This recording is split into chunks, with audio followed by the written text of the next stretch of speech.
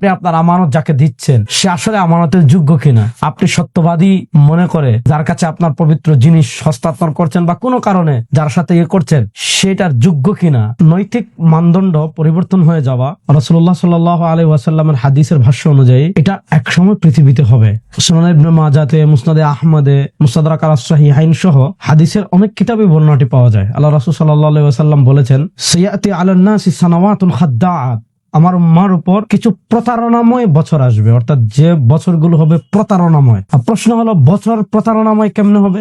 আল্লাহ রাসূল সাল্লাল্লাহু আলাইহি ওয়াসাল্লাম কারণ বর্ণনা করছেন যে ইউসাদ্দাকু ফিহাল কাযিব ওয়া ইউকাযযাবু ফিহাস সাদিক, সত্যবাদীকে মানুষ মিথ্যাবাদী মনে করবে, মিথ্যাবাদীকে মানুষ সত্যবাদী মনে করবে, আমানতদারকে মানুষ খেয়ানতদার মনে করবে, খেয়ানতদারকে মানুষ আমানতদার মনে করবে। অর্থাৎ সত্যবাদী যে তাকে মিথ্যাবাদী মনে করবে, আর সে মিথ্যাবাদী যে আপনি জানেন যে সে মাইকে মিথ্যা কথা বলে, সাংবাদিকদের সামনে মিথ্যা কথা বলে, জনসভায় মিথ্যা কথা বলে, এমনকি সংসদে গেলেও মিথ্যা কথা বলবে।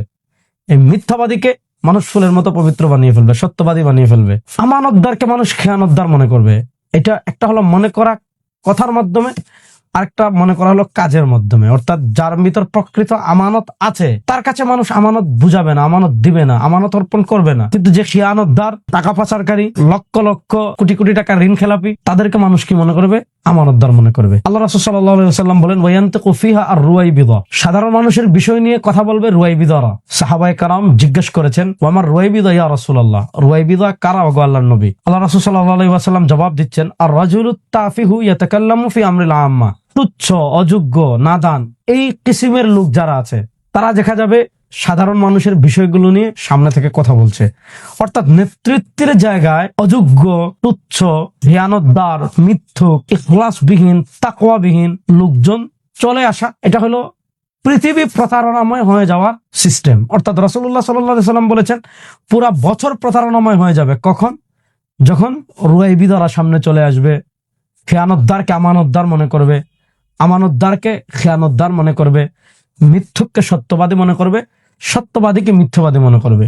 এজন্য আপনি আপনার আমানত যাকে দিচ্ছেন সে আসলে আমানতের যোগ্য কিনা, আপনি সত্যবাদী মনে করে যার কাছে আপনার পবিত্র জিনিস হস্তান্তর করছেন বা কোনো কারণে যার সাথে করছেন সেটার যোগ্য কিনা, অথবা আপনি নেতৃত্বের আসনে যাকে বসাচ্ছেন, অথবা আপনি নেতৃত্বের জন্য যাকে সামনে নিয়ে এসেছেন তার ভিতর এমন গুণ আছে কিনা যে গুণের কারণে রাসূলুল্লাহ সাল্লাল্লাহু আলাইহি ওয়াসাল্লামের হাদিসের পরিভাষায় আমাদের বছর প্রতারণাময় হয়ে যাচ্ছে।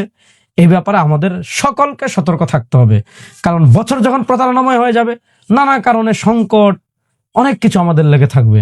এজন্য নেতৃত্বের ক্ষেত্রে যাকে নেতৃত্বের আসনে বসানো হচ্ছে বা সামনে নিয়ে আসা হচ্ছে তার ভিতর নেতৃত্বের মৌলিক গুণগুলো আছে কিনা এগুলো যাচাই করা অনেক বেশি প্রয়োজন।